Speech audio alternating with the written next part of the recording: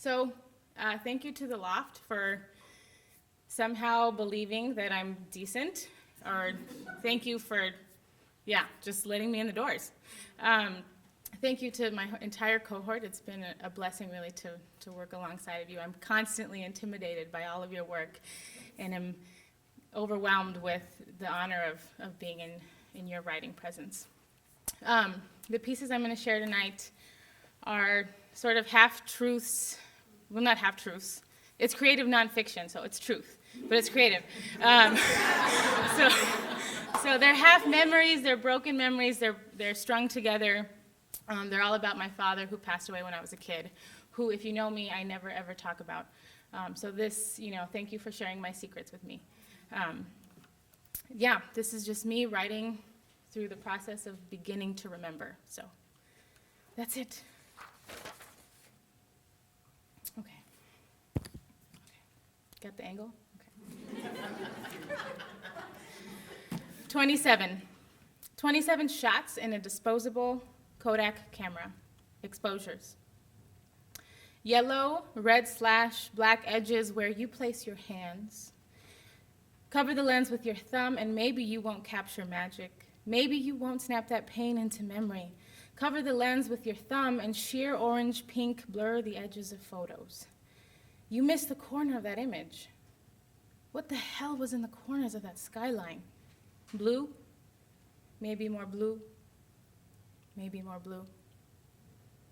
26. Reflections of my pops. Leonard Gomez, born and raised in Lincoln Heights, 1950 to 1997. Mi papá.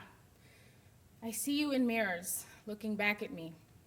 Daddy, I cannot remember your voice, but I still hear you when I sing. It's a marvelous night for a moon dance with the stars up above in your eyes. I never saw you dance with Mama, but they say I groove just like you, Papa. Vamos al dance a pachangar. Voy con los vatos de mi clantón. Padre, years after I wrote my first poem, I read one of your lyric tokens from back in the day. A flashback to your Raza years at Oxy, and it sounded just like me. Let's take a trip down Whittier Boulevard. Dad, I searched for books at libraries, secondhand bookstores, and online, only to catch them with your scratches and highlights, stacked and smacked one on top one in burning brown bookcases at Mama's house. Carved, rye, rustic wood wrapping around words and worlds between you and me. Won't you stop and take a little time out with me? Just take 5. Stop your busy day and take the time out to see I'm alive. Father, Leonard Gomez, born and raised in Lincoln Heights, 1950 to 1997. Chela, that's me, Gomez, born and raised in the tracks of my father, 1991 to my pops in the mirror. 25. The captions read, survived by mother, father, brother, wife, and 3 children, Leonard Gomez, born on May 30, 1950, did not have a middle name. Leonard Gomez, just that. Everyone wondered about it. Why no middle name? Mexicans always have a middle name. 1 million names even, and then some, like Xitlai, So everyone wondered why just Leonard Gomez? And he would tell a joke about the origins of missing names.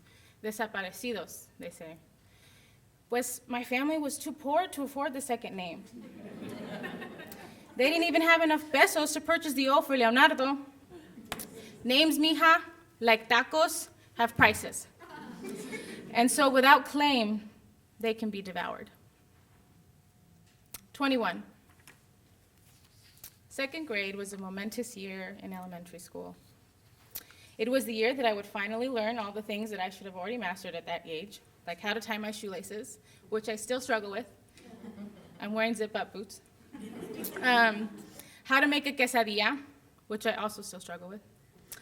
And how to make it look like I gave the dog a bath by spraying our dog Sheltie with the water hose for an hour. And how not to use the word suicide when describing my father's death.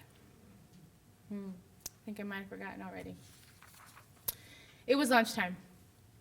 I know this because I kept waiting for the recess bell to ring after 11 minutes, but it was just silence. That muted sound meshed up of bouncing rubber dodgeballs and jump rope slapping skin on ankles and the yard lady blowing her whistle at kids out of bounds. It was the first time I said it. I had heard Xochi say it a bunch of times when friends would ask, "So your old man, was he sick?" Some asked if he was the one driving or if it was that bad one on the 110 with the big rig. In California, car accidents can be common, and they are also far less controversial.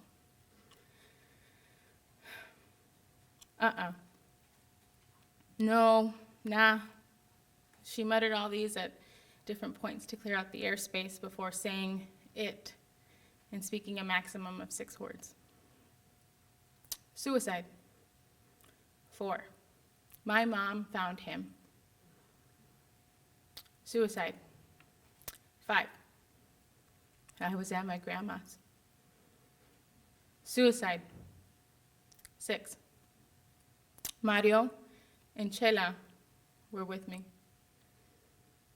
My friends already knew I didn't have a dad. Brittany didn't have a mom, and Lillian's dad worked far away.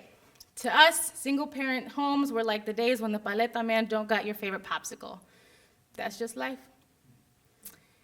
It came up because the day before, school let out early, so we all walked to Brittany's house and watched Montel Williams because Brittany's older cousin Yolanda said he was fine and smart.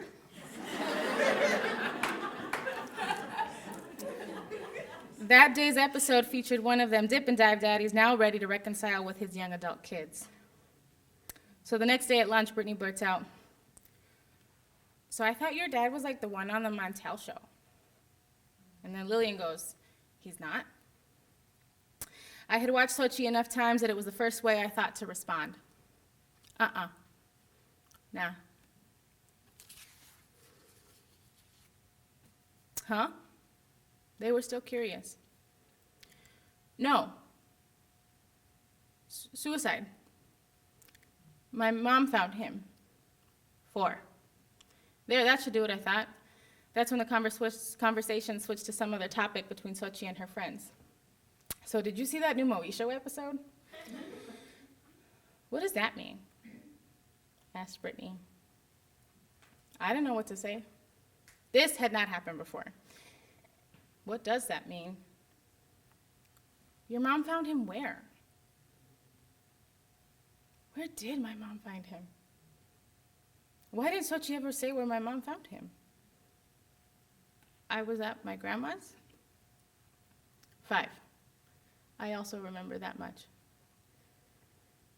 Wait, so what's suicide? I had no idea. I glanced down at my Adidas to determine if I can use this moment to remind them that I learned to tie my shoelaces finally.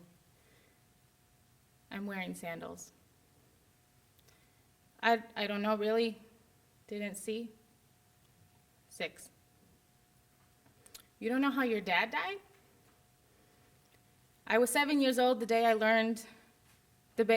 both learned to make a double knot on my kicks and learned how to go to the corner library by myself and flip through a dictionary. It didn't give me answers. It didn't have Daddy's name. I thought about asking my mom, but she still cries when you say his name.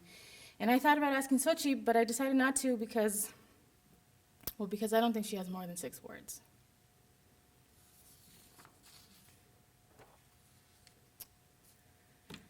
"18. According to the great philosopher, feminist, chingona revolutionary queen, Sandra Cisneros, the love and bond between fathers and daughters foretells the life and happiness of those daughters." She says, "I have a theory. I've asked all the successful Latinas I know this question. Were you your father's favorite daughter? Favorite child?" And they all said yes. And I think there's something to that. Even if our fathers don't entirely understand us, being their favorite child somehow gives us this core of strength that helps us endure the beatings in life.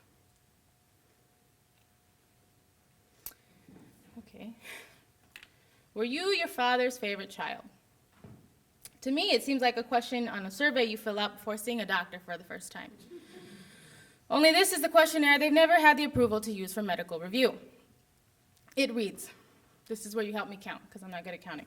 1, are you currently taking or have you recently taken any prescription medications? 2, how often do you drink wine? If your answer is maybe a few times a week, a glass with my meal, how big is the glass? Note, the bottle itself does not count as one glass.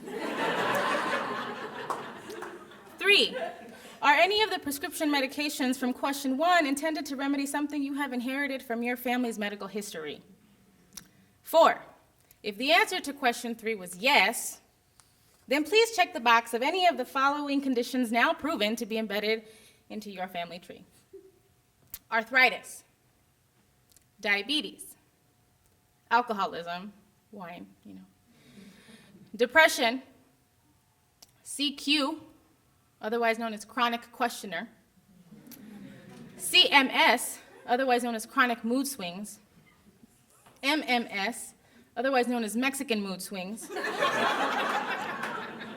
PTSD, otherwise known as post-traumatic stress disorder, PTCD, otherwise known as post-traumatic chancla disorder, a recently categorized syndrome found most in people of Mexican descent who experience hypervigilance when seeing gray-haired women in close proximity of flip-flops, slippers, huaraches, or any type of household footwear. Said gray-haired women typically wear a chain around their neck, which dons either a crucifix, La Virgen, or Vicente Fernandez's initials. PAIC, otherwise known as post-Americanization of immigrant child. Symptoms include perming your hair like Cristina but telling everyone you love Farrah Fawcett, proudly proclaiming your love of authentic fine chile and secretly packing your tapatio whenever you go visit your primos in Tijuana, smiling and nodding when your paisa friends start telling jokes in norteño slang that you pretend to understand, bursting out in laughter when you finally understand one of those jokes from said paisa friends, and then turning to your Salvadoran best friend who looks super confused and you're like, for reals, you don't get it? It's a Mexican thing, no, tú sabes. During one of those impart cultural wisdom conversations with your teenage niece in a car with no air conditioning on a road trip through the Southwest, you feel compelled to educate her about her MMH, Mexican musical heritage, when she informs you that her favorite band is New Kids on the Block. And during this lesson, you instruct her to flip through your case of cassettes on the seat next to her. Back up. On the seat next to her, so she can learn what real music is. As you recite the names of Pedro Infante, Vicky Carr, Chabela Vargas, she grabs the wrong case and pulls out your copy of the new Paula Abdul. High blood pressure can arise on its own or after excessive amounts of tacos, and also as a result of PTCD.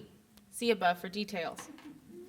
5, are you or could you be pregnant? 6, if the answer to question 5 is maybe, I'm not sure, followed by shit, you should really ask to speak to a medical professional, though probably not one at this facility. 7, do you experience heightened anxiety whenever you smell Vicks Vapor Rub? 8, do you experience emotional instability when watching movies in which children make best friends with farm animals because you're reminded of the cows you named Tito, El Torito, and Becky La Vaquita that you were forced to later eat at your baby cousin's baptism? 9, were you your grandmother's last hope for a Ramirez woman who could kill a chicken with one hand and make chile with the other? 10, did you inherit your mother's ability to do neither of those things? 11, were you your father's favorite child? 12, are you wondering if your answer to the above question will give you the magic piece needed to complete the puzzle of your life? Or if it will provide you the fairy dust needed to make everything clear? 13, are you now worried that this long contemplation about fairy dust and puzzle pieces in relation to your absent father means you can now officially be diagnosed with a daddy complex? 14, if you indeed asked yourself the previous question before you read it on this medical survey, then yes, my dear, there is a high probability that you suffer from at least one of the things Sigmund Freud theorized about. At this point, there is no need to continue with the following questions. Please help yourself to any of the refreshments located next to the check-in counter and wait for the nurse to call your name. A semi-medical professional will be with you shortly. Thank you.